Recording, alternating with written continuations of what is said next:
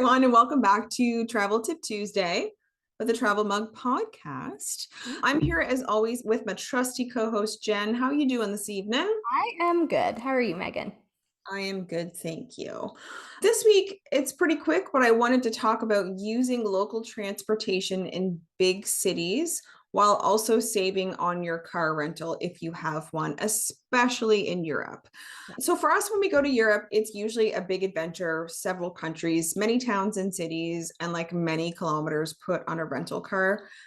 That's usually how we roll, is like getting your own car and going. Mhm. And as we know, along with everything else, rental cars can be expensive. And I just wanted to share the way that we combat some of that cost. So, oftentimes when traveling to Europe, you're coming from outside, so North America, wherever. And most folks land in a larger center. So, let's say London or Frankfurt or Amsterdam, just as a few examples. The way we like to plan our trips is to spend either our first few days or our last few days back in that same city. And oftentimes it is our last few days.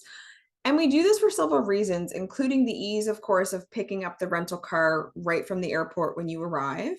We like the comfort of knowing we are back in the city closest to the airport in advance of leaving. That's That fair. is where, right? That's where I would get some anxiety. It's like, oh gosh, we have to get back. So we're not frantically rushing back on the same day as our return flight.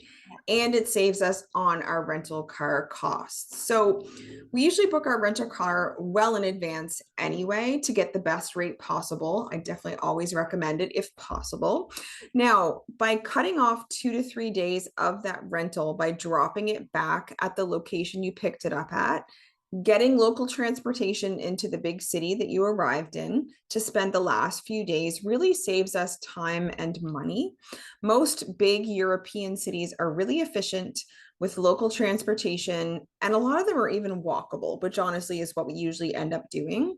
So it's well worth it, and you simply do not need a rental car in a big European city. Now, of course, if you're traveling from city to city, that makes sense. But at the end, you simply just don't. If you have one, it's often inconvenient. You likely won't use it. City driving, when you're not familiar with that place, can be really stressful, Mhm. and parking is usually super costly. So, really carving out that time in the beginning or end where you just don't have the rental can really save you. Have you ever done this before, Jen? Or like, what are your thoughts around that? So we don't rent cars often. And I think we've talked about this a bit before, but we usually do like a 1 day or 2 day rental or not at all. But on our last trip, we did rent a car. But this is the exact approach that I would take. I probably just like instinctually would have done it at the beginning, but I like doing it at the end actually better, I think, because you're back in the city. And like you said, it's easy to get off the plane and pick up your car rental already at the airport. So that Yeah. makes sense. I like that. Yeah, most big cities have, excellent public transportation, so it's pretty convenient.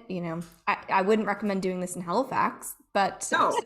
And that's actually what I was going to say to sort of finish things off is you really also have to determine the length of the airport from the downtown city center as well. So if it's too far, I mean, there usually is a bus service though, or something that goes into the city center. We take a cab if it's a short distance, but if it was something longer, we definitely would look for bus or train or whatever the case might be. Because again, you don't want to negate the savings of the car rental with a really long cab ride, right. not really making a ton of sense either. So yeah, really understand where the airport is in conjunction to where you're going in that city as well. So that is it for this week's Travel Tip Tuesday. So we hope we've given you some food for thought for your next car rental adventure. And we do, of course, appreciate you tuning in. If you want to find us on social media, you can do so on Instagram or Facebook at Travel Mug Podcast, and also our lovely website, thetravelmugpodcast.com. Buy us a coffee and help support the show. You get bloopers, insider info. The link, of course, is in the show notes, or you can actually just, share this little show with a travel loving pal. So until next time, we'll talk to you later. Bye. Bye.